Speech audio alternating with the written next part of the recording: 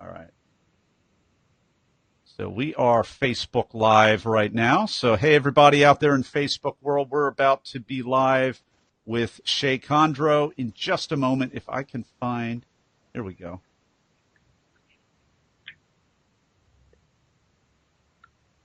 All right. I'm doing better about this is what this Facebook Live business is, Shey, is it's like another 2 spinning plates in addition to the recorder and everything else that I'm doing. So I appreciate you, Nathan. I appreciate that I just found a typo in the little banner right there and fixed it. All right, very good. So the way this works is people are starting to jump on right now. I do not have like a huge Facebook Live following. I may have discouraged them too much from posting questions or comments. Hey, Megan, good to see you. So we've already got people popping in. So if anybody has questions for Shey throughout the course of the interview, I do encourage that. However, be aware that we are recording, and then we're going to wait until after the interview. And then hopefully I'll have a couple of minutes still with Shey and to be able to do that. So anyway, we're about ready to jump on with the actual recorded portion of the interview, unless you have extra questions for me. No, I'm ready for you, Nathan. All right, very good. All right, well, we are going to jump in, and we are going to jump in 3, 2. We are live with Shey Khandro. Shey, are you ready to talk? I'm ready to talk, Nathan. A former Tibetan Buddhist nun with 20-plus years as a professional sculptor, painter, and philosopher, Shey Khandro offers a message of hope and possibility. Encouraging a deeper awareness of our common humanity, Shey invites us to empower our lives through the smallest actions with the power to inspire great change. Shey Khandro, welcome to the talk. Well, thank you, Nathan. I'm so happy to be here and really excited about what you're doing, empowering people to use their voice in the world today. So necessary. Your talk is called Small Acts of Immeasurable Benefit, Harnessing Our Creative Power. And part of my background is in instructional design, which you might not know. And as part of a certification I got, I learned about chaos theory, which basically says that the smallest things can have the greatest result. And that's really how I would kind of summarize your talk. Can you take us behind your talk and feel free to correct me where I'm wrong? Yes, actually, you are right on point, Nathan, and I am excited to be here and talk to this audience about the idea of empowering the small things in our lives, because I think that part of the beauty and the wonder of the human being is our imagination and our creative expression. And there's a power behind that. And we're engaged in that in every moment with each choice that we make. And so the power to create change in our world, and I think it's fair to say that we could use a little change. And I'm thinking in terms of just the way we approach things, maybe more from a collaborative perspective rather than a competitive perspective, something that's less divisive and more community oriented. And a lot of that change is in the hands of the individual. And each of us has more power than we realize. And my intention is to help people to see that within themselves and help them to think into this moment-by-moment choices that they make and the difference that that can make, the simplest things, whether you choose to be kind in this moment, whether you choose to offer a smile to someone, that it can change their day and their trajectory for who knows how long. And it contributes to the overall energetic of our world and our planet.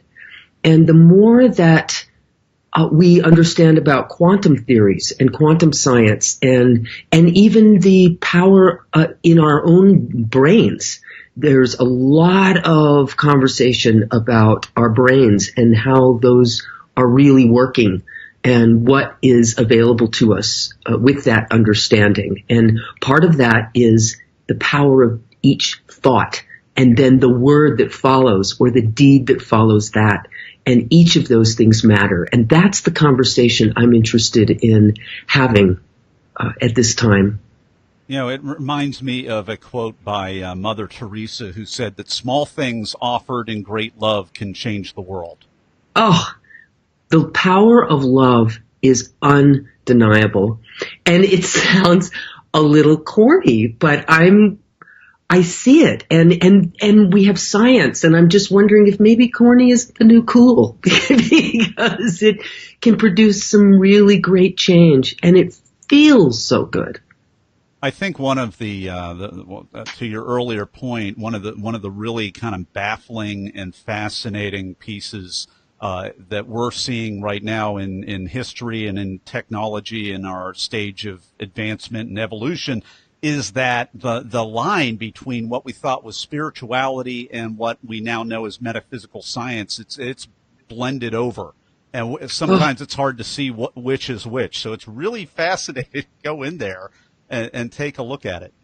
I am so excited about that because spirituality and scientific thought are sharing a lot of mental real estate now, and it is waking us up to many new possibilities and allowing us to understand more deeply the ancient teachings that have been a part of our world for so long, but we have not necessarily engaged them in their most potent way. And there's a deepening understanding of what might be possible outside of the bounds of a religious structure, but just looking at the spirit of the individual and what lies in the potency and the energy of each of us in our expression.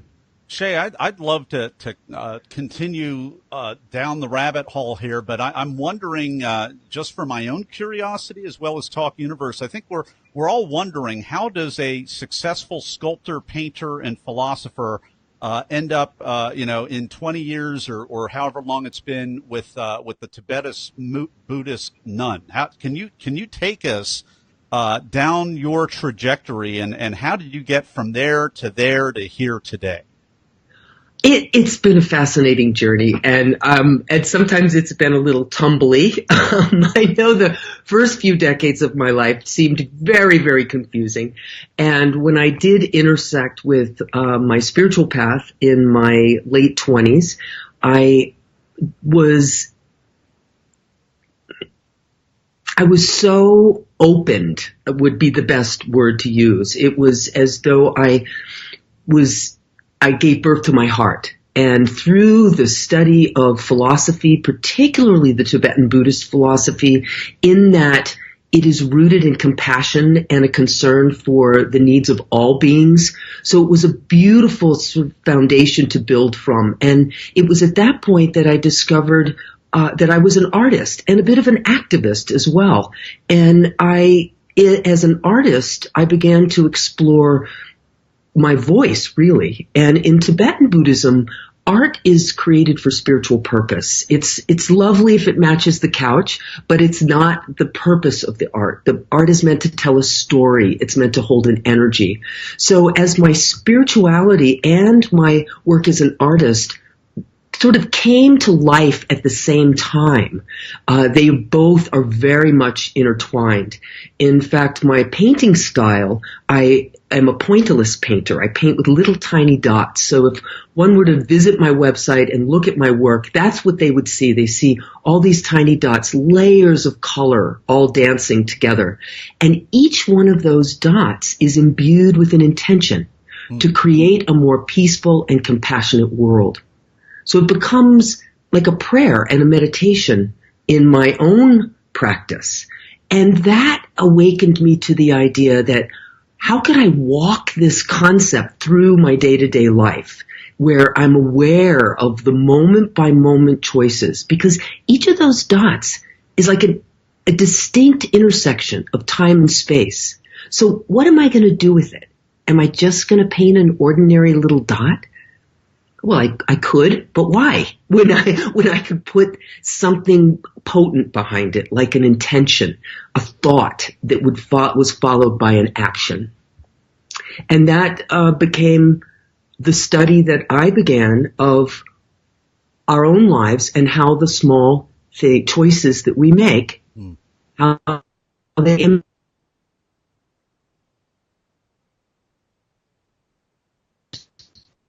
so that way, and look at the choices that they're making and using my voice to sort of facilitate that movement. Shey, can you back up and just repeat that last sentence, because I had a little bit of a tech slowdown on my end, so we didn't get the last sentence of that. Oh, okay, sure. Sorry yes. about that. No problem. That's part of our world today, isn't it? But the idea that the painting, the very intimate experience of painting in one's studio began to train me in the idea of, as I stepped out of my studio, how was I engaging those moment-by-moment choices, those intersections of time and space that are part of the everyday experience? How am I, what choices am I making? And so I wish to be in that conversation with others. And that's part of why I'm out speaking and engaging people and teaching a bit of mindfulness and meditation, because we have so much power right here in the palm of our hand to make a difference moment by moment. So the points, was that inspired in part by Impressionism? Was that an afterthought? Are you taking the technique of Impressionism to new dimensions, or was it completely accidental? That's a really great question. It was a very fortuitous intersection. When I first began to began to explore my work as an artist, my spiritual teacher had suggested that I don't go to school, don't take any classes. She says, just play, which I think was the greatest advice I could have gotten. Just play. And so my body of work really is a result of that. There was a certain point where I took a couple of classes. I took a design class and I took a color class. And in the color class, you're often exposed to pointillism. So here I am. I'm ordained as a Buddhist nun. I'm taking this art class. I'm working on a project. I had to choose a subject, so I chose a Buddha. And as I'm creating this with pointillism, I'm realizing that each of these dots, oh my gosh, they could be an offering. I could envision them as a jeweled universe and imbue it and request blessings to come to the world to end suffering. And so I just got lost in that process and that possibility. And so years later, when I was looking for other ways to express myself in the world and what would that look like, and what would it look like as a painter, I just got this hit one night, like 2:00 in the morning in my studio. It was like, you need to paint big Buddhas and you need to paint them with little tiny dots. And I thought I was a little nuts at the time, but I leaned in, and my subject matter has expanded from Buddhas to other things. Butterflies are a favorite subject of mine as a symbol of transformation, dragonflies and such. But it was really that moment of just realizing that I could blend this very traditional, modern, contemporary concept with some ancient practices or ideas of visualizing offerings and sort of entwining it with prayer. And there it was, and it's hooked me ever since. I love my dots. They teach me things. Hopefully when I share that with others, it inspires them to empower their moments as well. Well, whether that inspires others or not, we're about to inspire a whole bunch of people, because Talk Universe, we're coming for you. It is time for the Blitz Round. Are you ready, Shey? Oh, hey, I am so ready. So I'm about to ask Shey a series of either-or questions relating to the performance and preparation of her talk. Are you ready? I'm so ready. Question number 1. Shey, were you selected to speak or did you apply? Good question. I was approached by the organizer prior to the invitations going out and asked if I would want to consider doing that. And of course I was, excited to do that. But in fairness to all the other people that might want to speak as well, I went through the process and was invited to apply and fill out the paperwork and send in a video. So, well, and it sounds like you were nominated or invited to apply as opposed to, and that's maybe I need to change the the question. So I've heard this a number of times. So you had to basically go through the application process, even though you were nicely invited to apply. It sounds like. Yes, of course, and it was good for me. It's a good process to go through. Well, it's a real good process. Are you a memorizer, an improviser, or a blender? Well, I'm going to go with blender, but I lean heavily on the idea of really owning my material, really knowing it, and carefully crafting what you say. And for a planned talk where people have really come and taken their time to see me, I wanted to have the message crafted in a way that would land in its most beautiful form. So you're heavily into the visual arts, but this is kind of more of a performing arts question. Are you a seasoned performer in your own estimation, or are you newer to the stage? I'm going to say I've always been a bit of a ham, and I have done public speaking for a number of years. I love people. I love to engage an audience, and I love to share ideas. And I've had many opportunities, particularly in the community that I live in here in Sedona. And a couple of years ago, I decided to lean in a little more in a focused way and still create my art, but be more involved in the conversation that's so alive in our world today about our changing possibilities and our rising consciousness. So, yeah, I like to connect with people. Did you have nerves, or were you in the zone, or neither, or both? Yeah. Nun. The nerves asking the Tibetan Buddhist nun if she got nervous. Yeah, the nerves are interesting. The human body is an interesting instrument, and the adrenaline that comes flowing through. I tried to see it as the energy rising in my body to meet my audience, and that's how I usually see that, and that was incredibly helpful. But yeah. All right, Talk Universe, that's a new one. So see the energy in your body rising to meet the energy that you're feeling from the audience, aka the nerves. Exactly. I learned that from Casey Baker, who is a trained speaker, and she's a brilliant woman. So what was this is the cut for time question. What was the most painful part of your talk that you had to cut out?